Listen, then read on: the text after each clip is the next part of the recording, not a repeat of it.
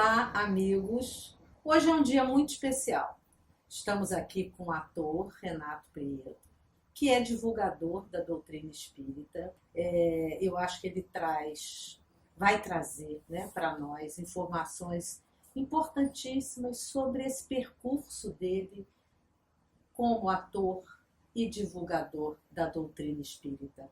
Não sei se todos que estão me assistindo sabem o que é a doutrina espírita, mas o Renato vai dar alguma explicação para a gente, né, Renato? Seja muito, muito, muito bem-vindo! Imagina, obrigado Muito a você, obrigada. obrigado a vocês aí que vão acompanhar um pouco dessa história, dessa conversa, desse bate-papo.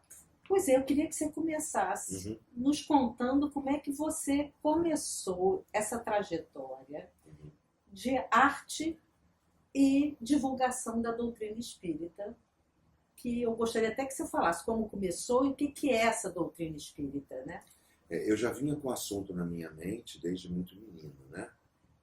Porque com 2 ou 3 meses de idade eu tive um problema de saúde, não descobriam cura, e aí um dia apareceu uma mulher com nome, endereço, telefone, uma mulher chamada Noêmia, e que deu à mamãe digamos, a fórmula medicamentosa para me curar.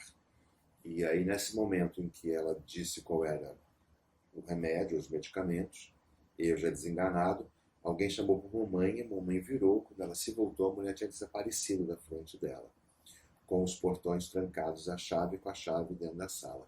Aquilo chamou a atenção da mamãe e ela resolveu colocar em prática.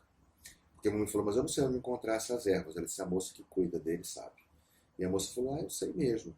A mamãe fez tudo o que a Noêmia pediu.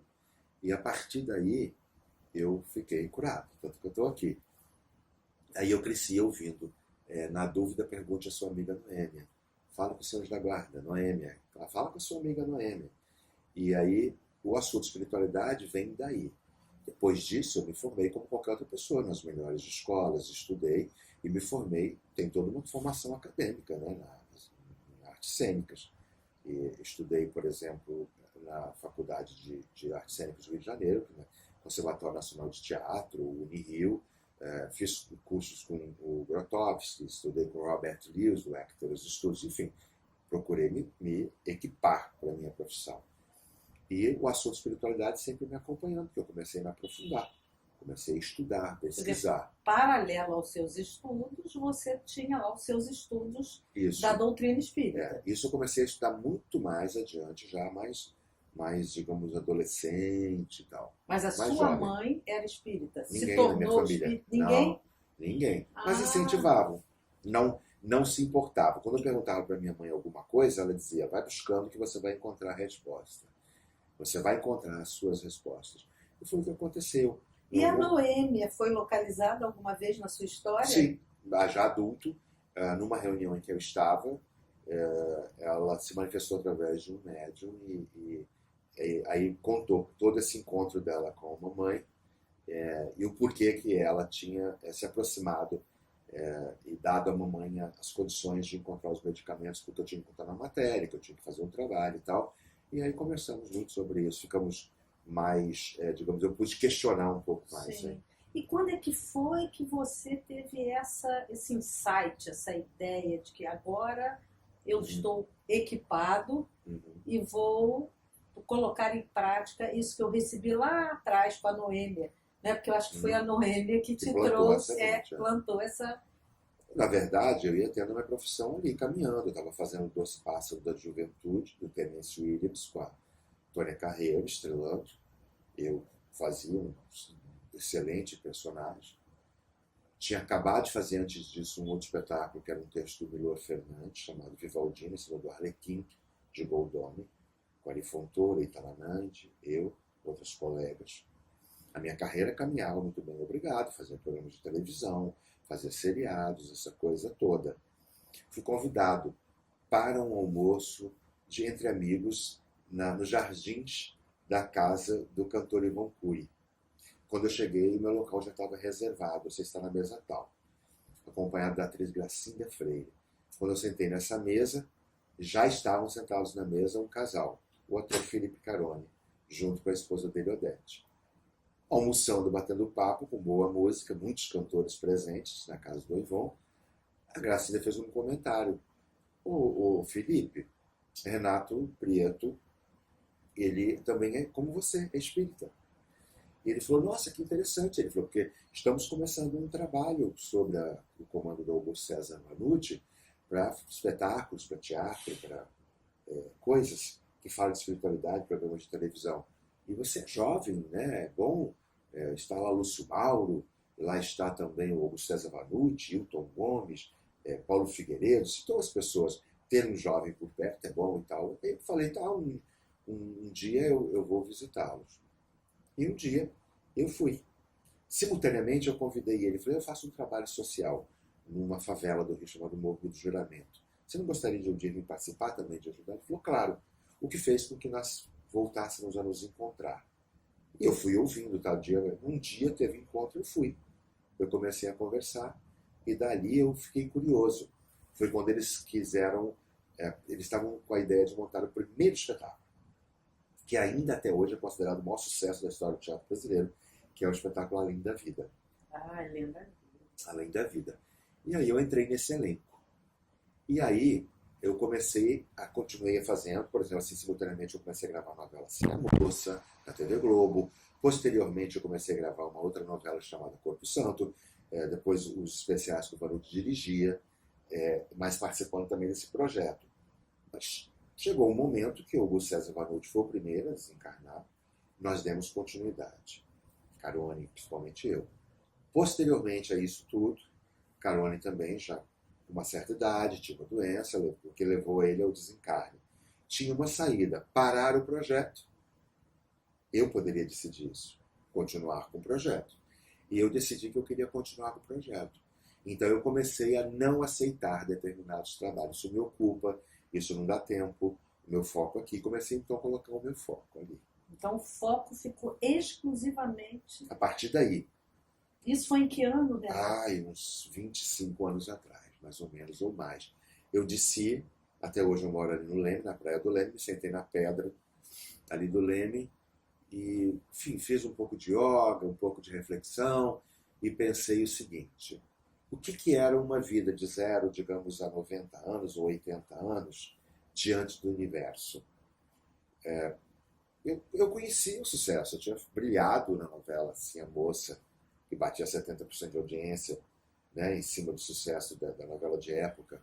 Eu sabia o que era o sucesso, conhecia. Eu nunca busquei o sucesso, eu sempre busquei credibilidade. E eu disse, o que é eu pegar todo esse espaço e dedicar, digamos, a um projeto, a uma ideia? Eu disse, não, tá certo, eu vou fazer isso. E comecei então a plantar, a abrir o leque, né, fazer trabalhos fora do Rio, viajar muito. E fui incentivando as pessoas a que falassem sobre espiritualidade. Então, assim, você de alguma maneira, com esse trabalho, você também está na busca das suas respostas, né? Não tem a menor dúvida disso. Seu processo de crescimento, de evolução, de autoconhecimento. Conhecereis O que eu estou né? fazendo aqui? De onde né? vim, para onde vou. Qual é a minha missão? Então, Márcia, eu sempre achei de suma importância o autoconhecimento. Há uma frase no livro do Kardec, na codificação, que me apazigua. A natureza não dá saltos. Isso me deixa tranquilo para não sair correndo e atropelando as informações. Mas saber de onde vim, o que estou fazendo aqui, por que estou aqui, para onde eu vou retornar, isso me tranquiliza e faz com que eu possa fazer as coisas dentro do seu próprio tempo. Eu acho que assim, não adianta você ter esse conhecimento todo, a literatura, estudar sobre a doutrina, estudar sobre a profissão, e se você não tiver resolvido. Agreguei isso ao longo dos anos à tua área, que é a psicologia. Uhum. Né? Eu acho de suma importância fazer terapia, para poder agregar mais conhecimento ainda. Eu pretendo, se for possível, na hora que eu tiver que retornar, sair daqui numa condição melhor do que eu entrei. Sim. Mas isso... Essa é a ideia, né? Essa é a ideia. Mas estou aqui lutando como todo mundo, mas assim, comprometido, honesto, procurando fazer de forma mais limpa possível. Então eu achei que era importante que eu podia sim dedicar uma boa parte do meu tempo a falar sobre esse assunto. E abracei a causa e fui adiante, aí os universos foram se abrindo. Eu acho que você falou uma coisa que é muito, para mim, importante, quando você diz assim, eu me questionei, quem sou eu, de onde eu vim, o que eu estou fazendo aqui e para onde eu vou, para onde eu vou depois de partir. Isso. Porque as pessoas, elas têm sempre uma angústia com relação à morte. A morte, eu acho que é um dos maiores pontos de interrogação do ser humano. Tem dúvida. Né? Então você vem para essa vida e quem não acredita nessa questão de que você vai retornar e que você pode até voltar aqui, reencarnar, eu acho que realmente apazigua o espírito de quem acredita, a alma de quem acredita. Então, eu queria que você falasse um pouquinho dessa doutrina para a gente. O que é essa doutrina espírita? Eu sou espírita, né? Então, eu também. para mim, é fácil te entender. Mas, com certeza, outras pessoas que não conhecem o espiritismo, a doutrina do Allan Kardec, gostaria que você falasse um pouquinho. O meu questionamento começou, assim, jovenzinho, numa coisa que as pessoas não questionam. Imaginando pessoas que tenham abraçado alguma filosofia, alguma religião. Elas não questionam. E eu comecei a questionar. Eu aprendi o tempo todo, a vida inteira, que Deus é bom, justo, misericordioso, Pai igual para todos. E eu olhava em volta, não era o que eu via. Uma diferença social avassaladora, moral, cultural. Eu tenho, ele não tem. Eu posso, ele não posso. Ele pode mais do que eu, não sei quando chegarei lá. É uma diferença tão grande, brutal, e aí eu vejo que as pessoas que estão acomodadas na sua situação, estou bem, trabalho bem, tenho a minha casa, um bom salário, para mim a coisa está boa, então ela não questiona. Eu estava nessa condição também. Eu não estava na condição do que não tinha, porque é compreensível que uma pessoa que passa por muitos sofrimentos e privações, ela questiona, cadê Deus que não está me vendo? Eu não tinha privação nenhuma. Eu comecei a questionar o contrário. Por que vem para mim e não vem para a Márcia? Por que ela tem ou não tem? Eu tenho, ela não tem. E aí, questionando, a mãe falou, vai buscando. Então, nesse ponto, pesquisando, lendo tudo que tinha de literatura, dentro da temática ou fora dela, em outros caminhos, eu não encontrei respostas mais convincentes do que na codificação. Os livros codificados por Allan Kardec, não encontrei. Então, e qual para você, né, que está lá, é a resposta para isso? Para quem está nos ouvindo, qual é a resposta? Primeiro, Por que você tem e eu não tenho? Eu acho assim, a partir daí, quando eu comecei a estudar, eu entendi toda a diferença social, moral, cultural, que cada um está no estágio que deve estar, que todos receberão novas oportunidades, que que a reencarnação ela iguala todo mundo, não é? A lei em que ela é calçada, que é na lei de causa, efeito, ação, reação e na lei de retorno, dá às pessoas todas a mesma oportunidade. E também a própria lei cobrará das pessoas que tiveram oportunidade de abrir o leque em direção aos que menos podiam, aos menos favorecidos, e não enxergou, podia ter enxergado. Eu comecei a ver que nós éramos muito donos do nosso próprio destino, que não existe moeda de troca, não existe você receber benefícios se você não criou espaço, se você não criou condições para receber aqueles benefícios. E que quanto mais você evolui, quanto mais você cresce espiritualmente, mais tranquilo as coisas ficam. E se eu estou bem colocado, cabe a mim, por exemplo, dar um jeito de ajudar a todos que ainda não chegaram aqui nesse ponto em que eu estou. Então eu vou lá e tento trazê-los para lá de cá, levando cultura, instrução, alimento, informação, fazendo trabalho social, né? me juntando a ONGs e tal. Então eu acho que as pessoas têm que dar a si uma oportunidade de abrir esse leque e ver quais são as informações que o universo me oferece. É a questão do livre-arbítrio. Exatamente. Né? Agora, a pessoa ficar batendo o pé no chão, não sei, não vi, não quero saber, aí depois ela vem questionar o porquê que aquilo está acontecendo. Olha, companheiro, você planta pé de laranja, não nasce goiaba. Então, assim, nesse ponto, o entendimento da lei de causa e efeito, ação, reação, lei de retorno, que é tudo isso em que é calçada a reencarnação, a doutrina espírita é calçada nela, está ali, você acaba compreendendo, eu posso fazer a minha vida melhor. É como diz né? o Chico, na reencarnação ninguém erra de endereço, né? Exatamente. Então você está onde precisa estar, né? E você diz assim, é no seu CPF a conta, não É é? verdade. É no seu CPF. Agora veja só, é no seu CPF a conta, mas também é no seu CPF os benefícios. Né? Os créditos sempre serão seus, eles são intransferíveis. Né? Você fez os seus créditos com isso aí, mas também pode ter criado reações a ações mal fabricadas. Então, assim, quem semeia vento colhe tempestade, uma hora você pode... Isso até a gente viu, né, no nosso lar, no doutor André Luiz, que era um médico, etc. Isso. Ele vai para o umbral. Exatamente. Né? Eu gostaria que você falasse essa história do André Luiz no umbral. Exatamente por que ele foi para o umbral. Se você notar bem, por exemplo, estudando um pouco mais a fundo, porque um filme às vezes você não pode mostrar absolutamente tudo, aí nós estamos voltando para aquele caso lá do início que eu estava falando, quando eu estava no lugar de quem não tinha problema.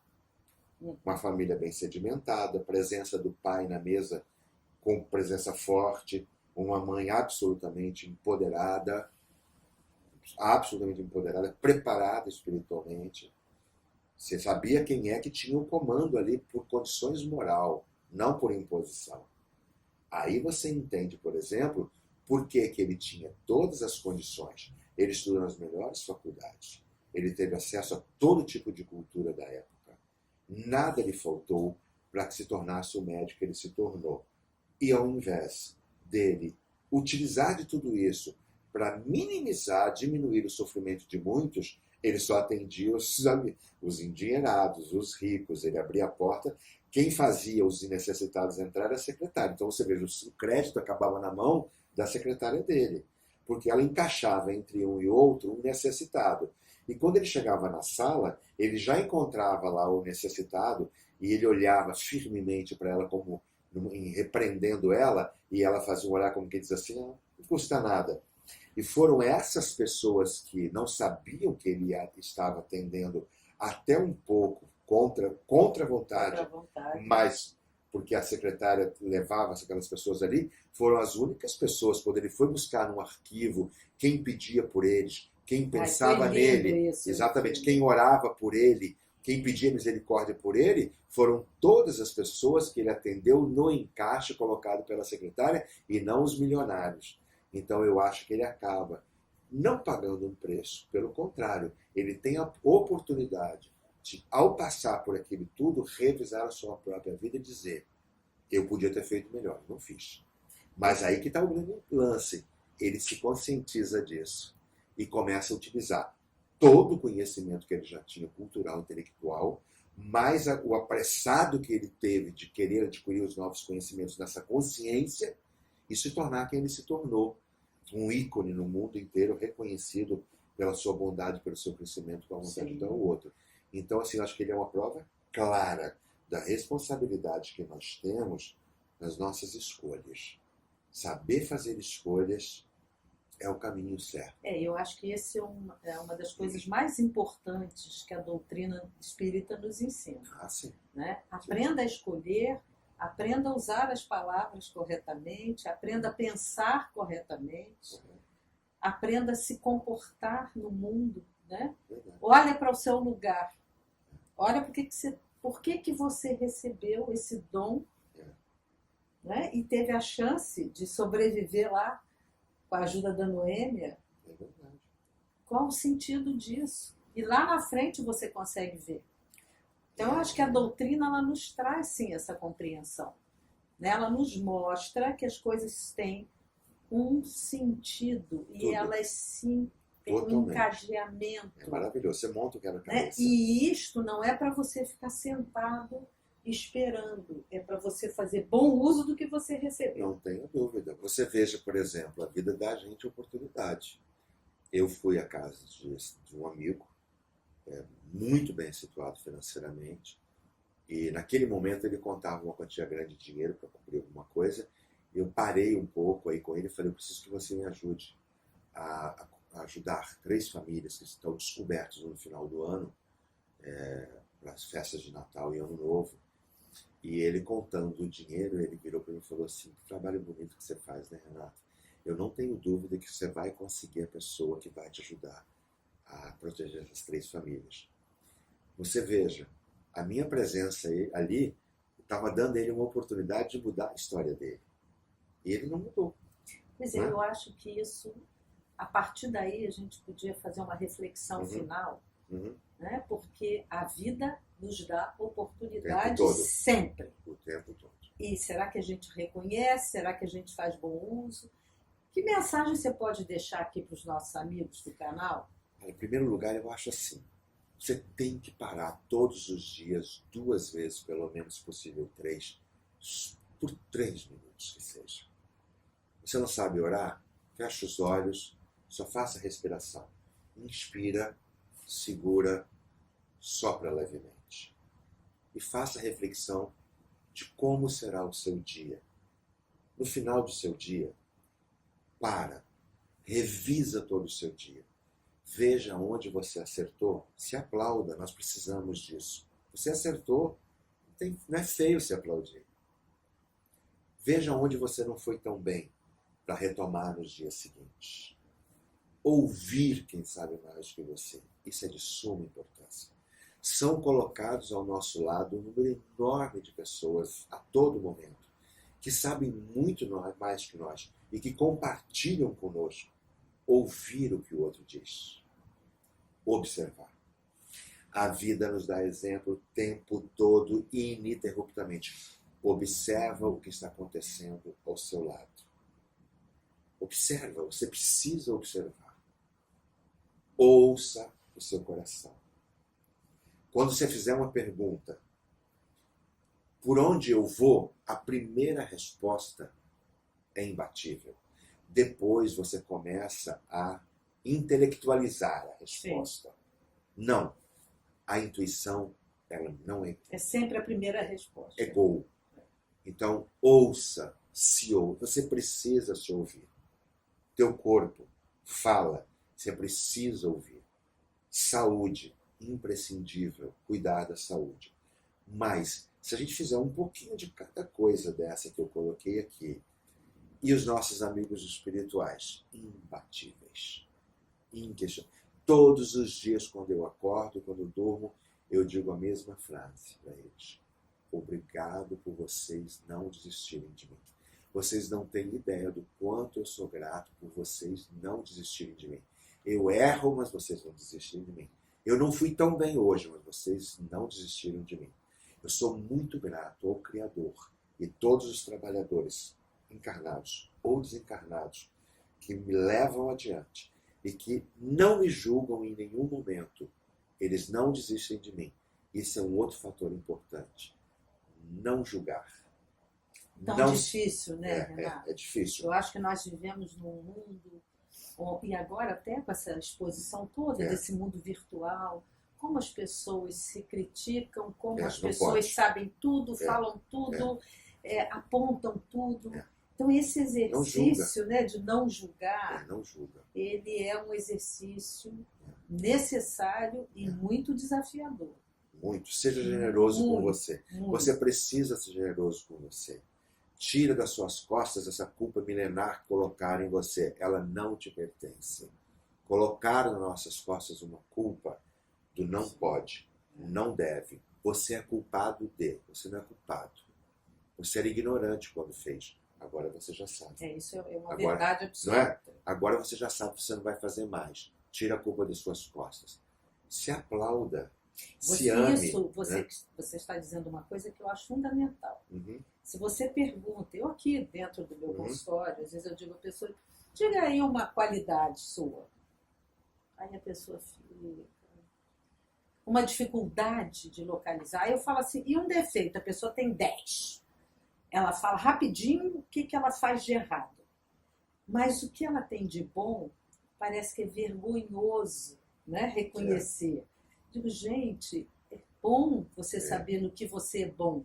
Até para você poder desenvolver, ampliar esses recursos. Todos nós temos recursos. Você tem que né? ter a humildade de se amar. Claro. Porque a frase é amar ao próximo como a si si mesmo. Se você não souber se amar, você não sabe amar o outro. Com certeza. E assim, e caminhar livremente, acreditando que todo dia muda. Olhar sempre o lado positivo da vida, as coisas boas. E tem um monte de gente à volta, sempre ali disposto a trazer você para o lado de cá, entendeu? Lembrando o tempo todo. Você descobriu hoje como é que é fácil ser feliz. Não tenha pressa. A natureza não dá saltos. E isso é verdade. E você encerrou até, né, falando da frase de Jesus máxima, né, do amor a si mesmo, a lei do amor. E esse amor tem que nascer aqui. Né? Eu acho que se a gente usa, aplica e aprende essa lei, tudo pode fluir, né, Renato? E você não precisa ter religião nem filosofia nenhuma. Não. Uma frase te leva do início, quando você reencarna, até o momento que você desencarna. Faça aos outros aquilo que você gostaria que lhe fizessem. Gol. Pronto. Você não precisa ter religião, filosofia, frequentar centros, você não precisa de nada. Basta isso. Faça aos outros aquilo que você gostaria que lhe fizessem. Você já acertou. Perfeito. Olha, nós vamos terminar com essa orientação final, que é perfeita, maravilhosa, e que se nós conseguirmos seguir, né, Renato? Eu também luto. Nós vamos, com certeza, para o umbral não vamos. Não. Deixa só naquela cena do filme nosso lá, que são lindamente dirigidas pelo Wagner de Assis, né? Com produção da Yafa Brits, com o trabalho do Yuri Steiger, não é? As cenas são lindas lá na tela. Lindo. Fica lá. Nós aqui vamos voar. Vamos seguir. E te agradeço demais. Eu tenho certeza que essas palavras vão ecoar no coração de muitas pessoas. No meu também. E esse, eu acho que é o grande trabalho da divulgação, não só da doutrina espírita, mas principalmente da divulgação do amor. Não tenho dúvida. Não é? Eu estou aqui até o final dessa encarnação, farei novos espetáculos, novos filmes, e eu espero que mais nós estaremos te seguindo, com certeza. Vai ser uma honra. Muito obrigada, Renato. Beijo. Obrigado. Até a próxima. Com certeza.